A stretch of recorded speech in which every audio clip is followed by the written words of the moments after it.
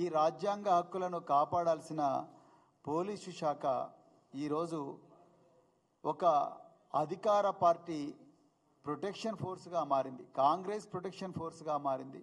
Revanth Reddy protection ఫోర్స్గా మారిందా అన్న అనుమానం రోజు రోజుకు బలమవుతున్నది. అది నిజమని ఈరోజు పోలీసులు క్షేత్రస్థాయిలో నిరూపిస్తున్నారు. ఈ విషయం చెప్పడం చాలా బాధగా ఉంది. ఇలా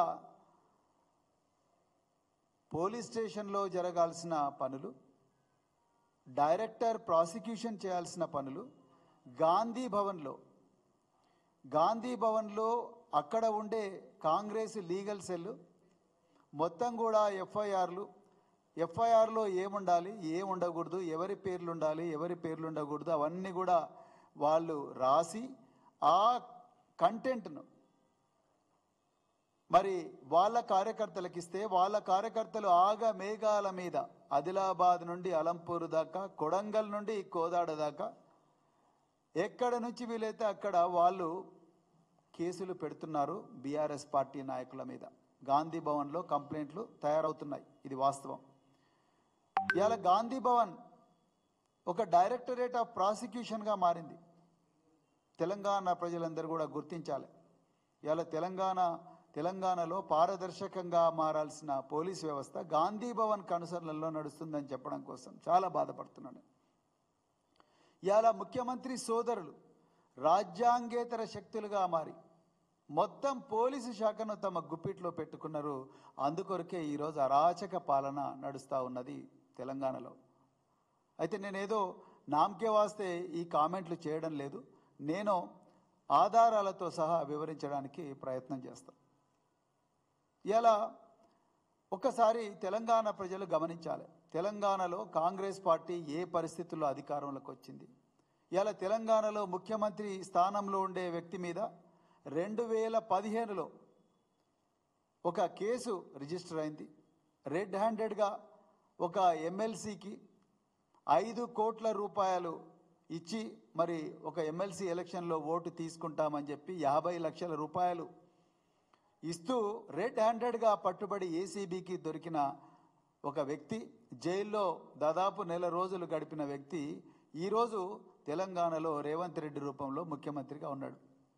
మళ్ళీ రెండవసారి ఆయన జైలుకు పోయించిండు పర్మిషన్ లేకుండా ప్రైవేట్ ప్రాపర్టీలోకి ఎంటర్ అయినందుకు.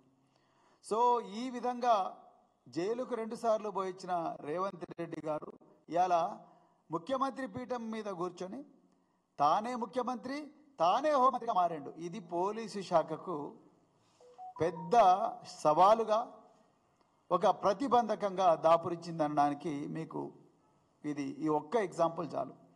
ఇదొక్కటే కాకుండా ఈరోజు పోలీసు శాఖ చేస్తున్న పనులు చూస్తే మీకు క్లియర్గా అర్థమవుతుంది. అన్నం ఉడికిందా లేదా అనడానికి అన్ని మెతుకులు పిసకాల్సిన అవసరం లేదు. కేవలం ఒక 2 మెతుకులు పిసికితే చాలు. ఇలా ఏ పాపం ఎరగని కేటీఆర్ గారి మీద, ఆయన పార్టీ సీనియర్ నాయకులు, వర్కింగ్ ప్రెసిడెంట్, దాదాపుగా 10 సంవత్సరాలు ఇండస్ట్రీ శాఖ మంత్రిగా, అదేవిధంగా ఐటీ శాఖ మంత్రిగా, మున్సిపల్ అడ్మినిస్ట్రేషన్ శాఖ మంత్రిగా, పంచాయతీరాజ్ శాఖ మంత్రిగా, రూరల్ డెవలప్మెంట్ శాఖ మంత్రిగా ఎన్నో శాఖలు సమర్థవంతంగా నిర్వహించిన ఒక రాజకీయ నాయకులు ఈరోజు ఆయన మేడిగడ్డకు పోయి మేడిగడ్డ పరిస్థితి చూద్దామంటే దాని మీద ఒక కేసు, చార్మినార్ దగ్గర పోయి మీటింగ్ పెడితే అక్కడ ఒక కేసు. ఈ మేడిగడ్డ కేసు అయితే ఎంత హాస్యాస్పదం అంటే ఆయన పోతే డ్రోన్లో ఈయన పోయినట్టుగా పిక్చర్ తీసిండ్రు. ఆ డ్రోన్ వల్ల మేడిగడ్డ బ్యారేజ్కి డ్యామేజ్ అవుతుందని ఎఫ్ఐఆర్లో రాసిండ్రు పోలీసులు. అంటే మీరు అర్థం చేసుకోవచ్చు ఏ విధంగా పరిస్థితి ఉన్నది. కేటీఆర్ గారి మీద 6 కేసులు. మూసీ నది సుందరీకరణ పేరుతో 1,50,000 కోట్ల కుంభకోణానికి రేవంత్ రెడ్డి ఆయన అనుయాయులు మరి కుట్ర చేస్తే కేటీఆర్ గారు, ఆ రోజు మేము కూడా ఉన్న వారితో, కేటీఆర్ గారు కిషన్ బాగ్లో పోయి ప్రజలందరికీ ఏ విధంగా కుట్ర జరుగుతున్నది వాళ్ళ ఇళ్లన్నీ కూల్చడం కోసం అనేది ప్రజలకు సోదాహరణంగా తన అనుభవంతో వివరిస్తే ఈరోజు దాని మీద కూడా కేసు పెట్టిండ్రు. వారు అన్నారు, ఏమన్నారు, నువ్వు చీఫ్ మినిస్టర్వా అన్నారు. ఆ మాటను తీసుకొని గాంధీ భవన్లో కంప్లైంట్ తయారు చేసి ఇక్కడ కాదు ఎక్కడో ఊట్నూరులో ఉన్న ఆత్రం సుగుణ అనే ఒక కాంగ్రెస్ కార్యకర్తకు పంపిస్తే ఊట్నూరులో కిషన్ బాగ్లో జరిగిన దానికి ఊట్నూరులో కేసు రిజిస్టర్ చేసిండ్రు. అంటే గాంధీ భవన్ ఏ విధంగా ఆపరేట్ చేస్తుందనేది దయచేసి తెలంగాణ ప్రజలు గుర్తించాలి. ఆ విధంగా కేటీఆర్ గారి మీద దాదాపుగా 6 కేసులు రిజిస్టర్ చేసిండ్రు. ఇక ప్రతిరోజు మేము అక్కడ అరెస్ట్ చేస్తాం, ఇక్కడ అరెస్ట్ చేస్తాం, అది చేస్తాం, ఇది చేస్తామని తమకు అనుకూలంగా ఉండే మీడియాతోనే భయపెట్టించి ప్రలోభపెట్టి రకరకాల విధాలుగా మరి రూమర్స్ క్రియేట్ చేస్తూ ఉన్నారు. ఇక అది ఒకవైపు ఉంటే ఇక హరీష్ రావు గారి మీద ఈరోజు మనం ఇక్కడ మాట్లాడుతున్నాము. హరీష్ రావు గారు ఇలా గచ్చిబౌలి పోలీస్ స్టేషన్లో బందీ అయి ఉన్నాడు. ఇలా హరీష్ రావు గారు చేసిన పాపం ఏంటి? ఆయన తెలంగాణలో రైతుల పక్షాన నుండి పోరాడుతున్నారు, తెలంగాణ ప్రజల పక్షం నుండి పోరాడుతున్నారు. తెలంగాణ ప్రజలకు ఈరోజు కాంగ్రెస్ ప్రభుత్వం 420 హామీలు ఇచ్చి 6 గ్యారంటీలు ఇచ్చి నిండా ముంచిందనే విషయాన్ని సోదాహరణంగా డేటాతోని తెలంగాణ ప్రజలకు ఎక్కడ వీలైతే అక్కడ వివరిస్తూ ఉన్నారు. 5 కేసులు చేసినారు ఆయన మీద. అంటే అసెంబ్లీ వేదికగా రేపు 9వ తారీఖు నుంచి అసెంబ్లీ స్టార్ట్ అవుతున్నది. అసెంబ్లీ వేదికగా ఈ నాయకులు ఎక్కడ మమ్మల్ని ఉతికి ఆరేస్తారో ప్రజల సమక్షంలో అన్న భయంతో భయకంపితుడైన రేవంత్ రెడ్డి ఇలా కేవలం పోలీసు శాఖను ముందర పెట్టుకొని వీళ్ళందరి గొంతు నొక్కుతా ఉన్నాడు. ఇది వాస్తవం. ఇలా హరీష్ రావు గారు మేము ఇక్కడ మాట్లాడుతున్నాం, అక్కడ ఇలా గచ్చిబౌలి పోలీస్ స్టేషన్లో బందీ అయి ఉన్నారు. ఆయన చేసిన పాపం అంతా ఈ రాష్ట్రంలో